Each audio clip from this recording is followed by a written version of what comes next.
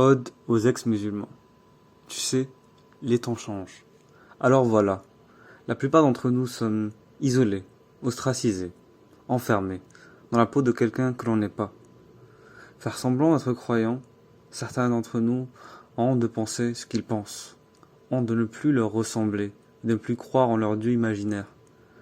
À toi l'ex-musulman, conscient, qui a décidé, envers et contre tous, de ne plus te mentir à toi-même. À toi le musulman qui lutte contre ses doutes et sa raison pour accepter l'inacceptable et l'irraisonnable. À toi l'ex-musulman et l'ex-musulmane qui risquerait ta vie à te déclarer comme tel. Que tu enterres d'islam ou ailleurs, sache que tu es loin d'être seul, et tu ne le seras plus jamais. Les temps changent. La communauté des ex-musulmans francophones existe bel et bien, et elle se renforce de jour en jour, avec de nouveaux arrivants à travers le monde entier. Il est temps de dénoncer le totalitarisme islamique, et de crier haut et fort notre rejet de l'aliénation et de la barbarie. Ma voix porte les vôtres, vous qui m'écoutez, et de ceux qui sont réduits au silence de la résignation. Hier on était peu, mais tu le sais, les temps changent. Car aujourd'hui en France, nous sommes des milliers, des centaines de millions, et des millions dans le monde. Nous ne tairons plus jamais. Cette chaîne n'est pas la mienne uniquement, elle nous appartient à tous. Je rêve d'un jour où les apostats de l'islam n'auront plus peur d'exprimer publiquement leur incroyance. Alors nous n'aurons plus peur de ce qui nous sommes. Et ceux qui pensent que cela n'a pas à être dit, que cela relève de l'adhésion ou de la non-adhésion à une doctrine, et quelque chose de totalement personnel, ces gens ignorent le courage qu'il faut pour accomplir un geste aussi anodin que d'annoncer que nous ne croyons plus en Allah.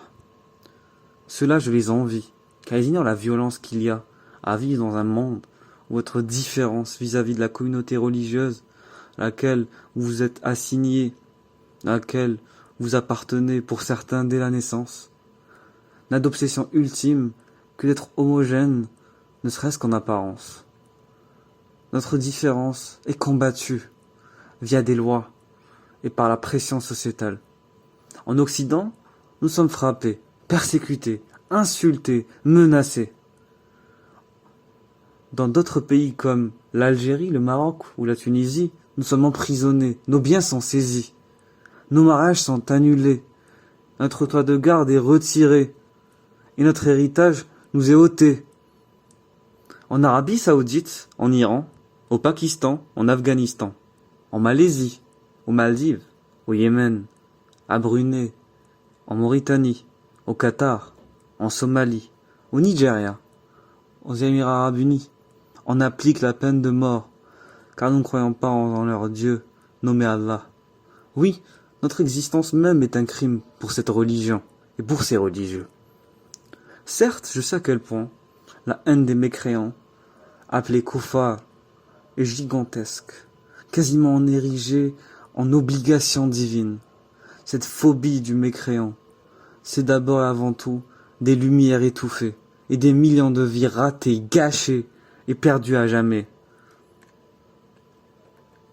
Cependant, sache que tu as le droit de t'aimer comme tu es. Tu as le droit d'être fier, de ne plus croire en ce Dieu, nommé Allah, en sa religion, nommée Islam. Tu as le droit d'exister, sans honte, sans culpabilité.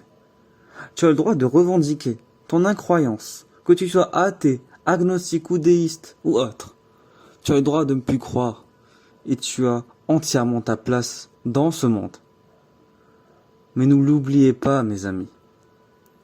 Certes, ils ont le passé, mais nous avons l'avenir.